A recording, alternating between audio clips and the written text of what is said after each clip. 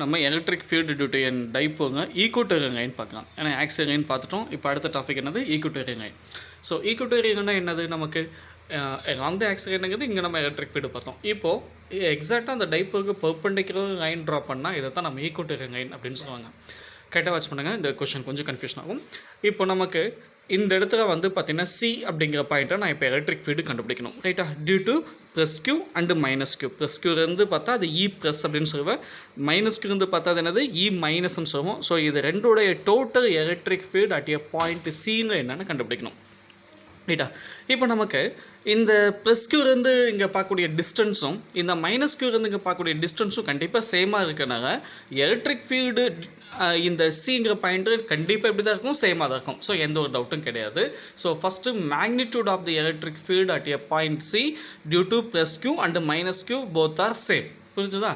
Okay, இப்போ நம்ம direction மட்டும் கண்டுபிடிச்சா போதும். ஸோ டைரெக்ஷன் எப்படி கண்டுபிடிக்க போகிறோம், இந்த இடத்துல எலக்ட்ரிக் ஃபீல்டு கண்டுபிடிக்க சொன்னாவே ஒரு கியூ நாட் அப்படின்னு சொல்லக்கூடிய ஒரு டெஸ்ட் சார்ஜ் வச்சு தான் நம்ம எலக்ட்ரிக் ஃபீல்டு கண்டுபிடிக்கணும்.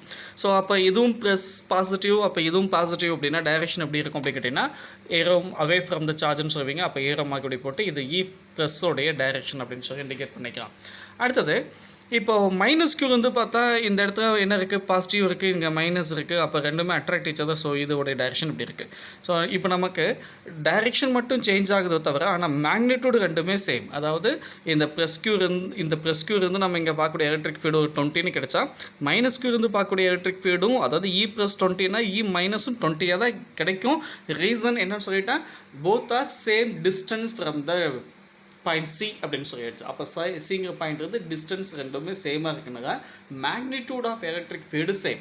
பட் என்ன நமக்கு சேஞ்ச் ஆகுது, டைரக்ஷன் மட்டும் சேஞ்ச் ஆகுது.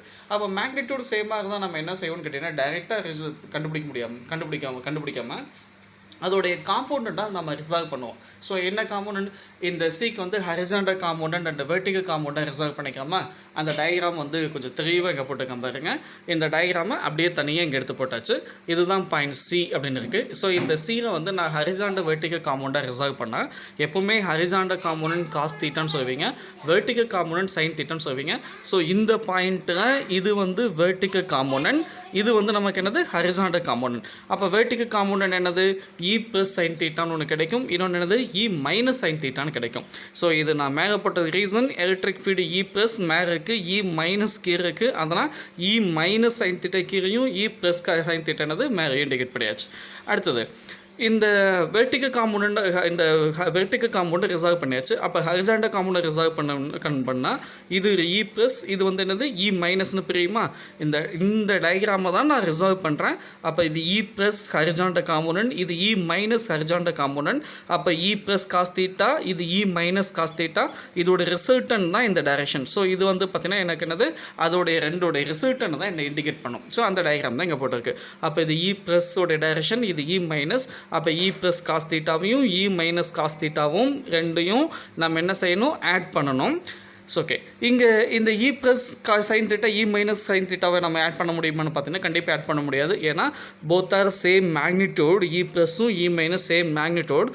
பட் டைரக்ஷன் எப்படி இருக்குன்னு கேட்டிங்கன்னா ஆப்போசிட் இருக்குனால இது ரெண்டுமே நமக்கு என்ன ஆகிடும், cancel to each other. So அப்போது வெர்டிகல் காம்பவுண்ட் கேன்சல் ஆகிடுச்சு, ஹரிசாண்டல் காம்பவுண்ட் ரெண்டுமே ஆப்போசிட்னு சொல்ல முடியாது, அது ரெண்டுமே ஒரு டைரக்ஷனுக்கு போயிட்டு இருக்கனால இது ரெண்டையும் நம்ம என்ன செஞ்சுக்கலாம், ஆட் பண்ணால் அதுதான் நமக்கு total electric field. So diagram வச்சு நம்ம என்ன படிக்க போகிறோன்னு புரிஞ்சிச்சா. இப்போ அந்த சிங்கிற பாயிண்ட்டு எனக்கு போத் மேக்னிடியூட் சேமாக இருந்தனால அது ஹரிசாண்டல் வெர்டிகல் காம்பவுண்டை ரிசால்வ் பண்ணிங்க. அது வெர்டிகல் காம்பவுண்டான சைன் தீட்டா காம்பவுண்ட் கேன்சல் ஆகிடுச்சு, ஹரிசாண்டல் காம்பவுண்ட் காஸ் தீட்டா ரெண்டுமே ஆப்போசிட் கிடையாது. அதனால் அது ரெண்டையும் ஆட் பண்ணால் அதுதான் டோட்டல் எலக்ட்ரிக் ஃபீல்ட்.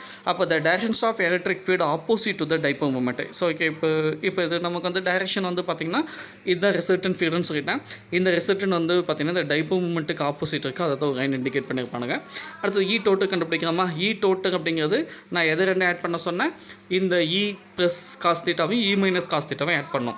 ஓகே, எங்கே பாருங்கள், இ plus cos theta E minus cos theta. ஆனால் ரெண்டுக்கே நான் மைனஸ் சிம்பிள் போட்டிருக்கேன். ஏன் சார் மைனஸ் போட்டிருக்கேன்னு கேட்டால் இந்த லைன் பாருங்கள், the directions of total electric field opposite to the dipole moment. அப்போ டைப்போ மூமெண்ட்டுக்கு எலக்ட்ரிக் ஃபீல்டு எப்படி இருக்குது, ஆப்போசிட் இருக்கனால மைனஸ், இங்கே ஒரு மைனஸ் இண்டிகேட் பண்ணியிருக்கு. ஸோ ரீசன் புரியுதா. So minus E plus cos theta and E minus cos theta. So magnitude ரெண்டுமே சேம் அப்படின்னு சொல்லி ஃபஸ்ட்டு இருந்து நம்ம பார்த்துட்டு இருக்கோம். டிஸ்டன்ஸ் சேமாக இருக்கனால மேக்னிடியூட் சேமாக தான் இருக்கும். அதெல்லாம் நம்ம தனித்தனியாக கண்டுபிடிக்க வேணாம். E ப்ளஸ் தனியாகவும் E மைனஸ் தனியாக கண்டுபிடிச்சி அதை கொண்டு போய் இந்த ஃபார்மை சப்ஸ்டியூட் பண்ண வேணாம். டைரெக்டாகவே கண்டுபிடிச்சிக்கலாம். கொஞ்சம் இந்த இடத்த கரெக்டாக கவனிங்க. ஸோ நான் சொல்ல புரியுதா?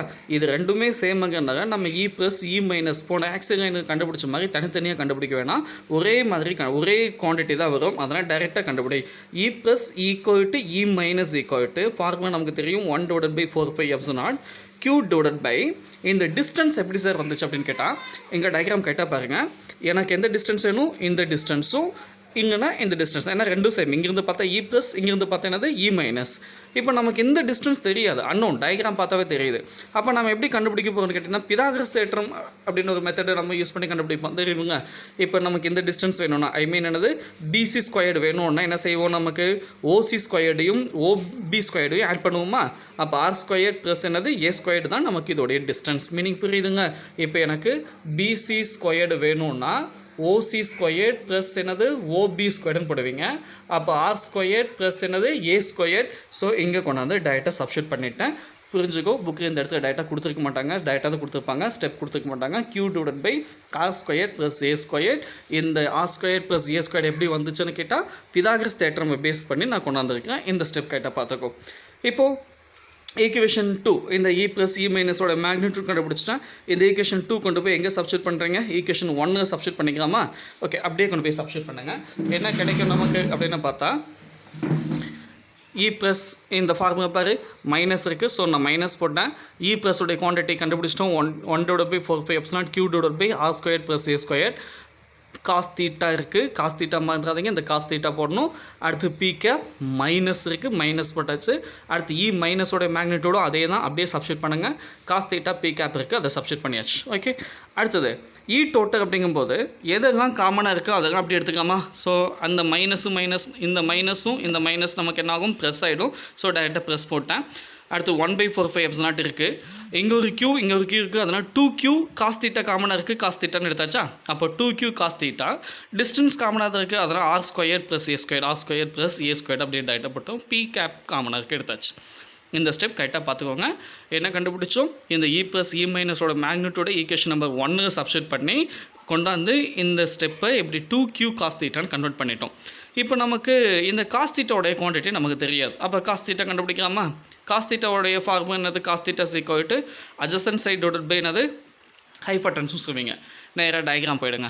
அப்போ டயக்ராமில் ஃபார் எக்ஸாம்பிள் இந்த ரெண்டு இது எது வேணால் எடுக்கலாம். நான் இதை எடுத்துக்கிட்டேன். ஸோ என்னது காஸ் தீட்டா இங்கே இருக்குது. அட்ஜசன்ட் சைடு ஏன்னு தெரியும். ஹைபோட்டன்ஸ் நமக்கு எது BC ஸ்கொயர்னு தெரியும். அது BC ஸ்கொயர் தான் நான் கண்டுபிடிச்சிட்டேன். R ஸ்கொயர் ப்ளஸ் A ஸ்கொயர்னு கண்டுபிடிச்சிருப்போம். ஸோ இந்த ட்ரையாங்குங்க நம்ம என்ன கண்டுபிடிச்சாச்சு? காஸ் தீட்டா கண்டுபிடிச்சாச்சு. அப்போ A டிவைடட் பை, ஏன்னா adjacent side A divided by hypotenuse BCன்னு தெரியும். ஆனால் நம்ம பிதாகரஸ் தேற்றம் பயன்படுத்தி நம்ம BC கண்டுபிடிக்க முடியாது, BC ஸ்கொயர் கண்டுபிடிக்கலாம். அப்போ BC square is equal to OC square plus OB square. So substitute பண்ணியாச்சு. R square plus A square. எனக்கு BC ஸ்கொயர் வேணாம், BC வேணும். அப்போ ஸ்கொயர் ரூட் போட்டுக்குவீங்களா? ஓகே, இந்த BC கொண்டு போய் இங்கே சப்ஸ்டியூட் பண்ணு. A divided by square root of R square plus A square. இந்த ரூட்டை வந்து நம்ம பவர் 1/2ன்னு எழுதிக்கலாம். இப்படி கன்வெர்ட் பண்ணி வச்சுக்கோங்க. இதுதான் நமக்கு தேவைப்படும். ரூட் எப்படி மாற்றியாச்சு? பவர் பவர் 1/2ன்னு மாற்றிட்டோம். இந்த காஸ் தீட்டாவை கொண்டு போய், அதாவது இது ஈக்குவேஷன் நம்பர் 3ன்னு வச்சுக்கோம். எங்கே சப்ஸ்டியூட் பண்ணணும்? ஈக்குவேஷன், அதாவது இது கொண்டு போய் ஈக்குவேஷன் 3 சப்ஸ்டியூட் பண்ணணும். ரைட்டா? இந்த 3 எதுக்கு வந்து சப்ஸ்டியூட் பண்ண போகிறீங்க? இந்த காஸ் தீட்டா ஸ்டெப் நல்லா கவனி. இது காமன் ஃபார்முலா. அடுத்தது எனக்கு மேக்னிடியூட் கண்டுபிடிச்சேன்.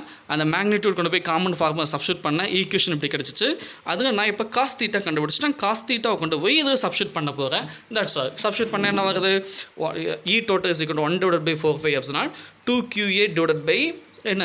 ஆல்ரெடி நமக்கு என்ன இருக்குது? இங்கே ஒரு R square plus A square இருக்குது. இந்த காஸ் தீட்டாக்கு வந்து நான் என்ன சப்ஸ்டியூட் பண்ணேன்? A divided by R square plus A square. So அந்த காஸ் தீட்டாவை இது சப்ஸ்டியூட் பண்ணால் அந்த பவர் ரூட்டுக்கு வந்து நான் என்ன போட்டேன்? பவர் 1/2. ஸோ காஸ் தீட்டாவோட time A divided by R square plus A square power 1/2. Okay, sense நமக்கு டைப்பு மூமெண்ட்டோடைய formula P is equal to Q into 2N தெரியுமா? அப்போது இந்த டைமை நம்ம என்னென்னு மாற்றியாச்சு? Pன்னு மாற்றிட்டோம். இங்கே பவர் எதுவுமே கிடையாது. அப்போ என்னது? 1 இருக்குது. இங்கே என்னது? 1/2. அப்போ 1 × 1/2 ஈக்குவல் என்னது? 3/2ன்னு நமக்கு தெரியும். ஸோ இந்த ரெண்டு பவரையும், இந்த போத் பவர்ஸும் நான் ஆட் பண்ணி என்னென்னு மாற்றிட்டேன்? 3/2ன்னு மாற்றியாச்சு. ஓகேவா? இந்த ஸ்டெப் வரைக்கும் போட்டிங்கன்னா முடிஞ்சிச்சு அவ்வளோதான். இப்போது இந்த ஆர் வந்து ஏவோட கம்பேர் பண்ணும்போது, அதாவது ஆர்னு என்ன மீனிங்? இந்த டிஸ்டன்ஸ். ஏங்கிறது டைப்போருடைய மிட் டிஸ்டன்ஸும் சொல்லுவேன். ஸோ இந்த டிஸ்டன்ஸ் வந்து ரொம்ப ரொம்ப கிரேட்டர் தான். இந்த பாயிண்ட் இங்கே கூட எடுக்கலாம், இங்கே எடுக்கலாம், இங்கே வேணால் எடுக்கலாம். அப்போது இந்த ஆர் வந்து வெரி வெரி கிரேட்டர் டு ஏ அப்படிங்கிறனால, இந்த ஏ வந்து இந்த ஆரோட கம்பேர் பண்ணும்போது are very very greater than அப்படிங்கிறனால ஏ ஸ்கொயர் கேன் பி என்னது நெக்ரேட்டட். நம்ம நெக்ரேட் பண்ணிக்கலாம். அப்படி நெக்ரேட் பண்ணால் என்ன வருது?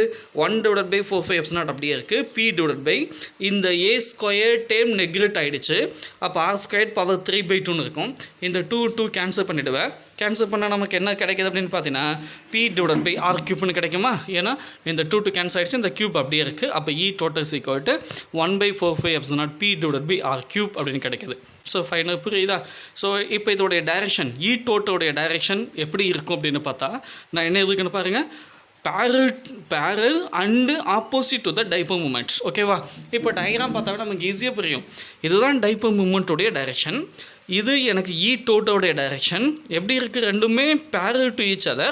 பட் டைரெக்ஷன் எப்படி இருக்குது? ஆப்போசிட்டாக இருக்குது அப்படின்னு சொல்லி நமக்கு தெரியுது. ரைட்? இதில் இன்னொரு விஷயம் ஒன்று பார்த்தீங்கன்னா, இது ஒரு பாயிண்ட். இதோட கொஷின் முடிஞ்சது. இன்னொரு விஷயம் என்னன்னு கேட்டிங்கன்னா, நம்ம ஆக்சிலைனுடைய ஃபார்ம் என்ன கண்டுபிடிச்சோன்னு கேட்டிங்கன்னா 1/4πε0 2p/r³ கண்டுபிடிச்சோமா? இங்கே என்ன வந்திருக்கு? p. அப்போது ஆக்சிலைன் நமக்கு எப்படி இருக்கும்? ட்வைஸாக இருக்கும். இங்கே வந்து என்னது? கம்மியாக இருக்கும். இது வந்து ஒரு பாயிண்ட்டாக கொடுத்துருப்பாங்க. ஸ்டெப் இதோட முடிச்சிருக்கோம். ஓகே, இது வரைக்கும் பாரு. ஒரு முக்கியமான 5 மார்க் கொஷின். ஆக்சிலைன் அது என்னென்னா ஈக்குவட்டரி ஏதாவது ஒன்று கேட்டுகிட்டே தான் இருப்பாங்க. கரெக்டாக பார்த்துக்கோங்க.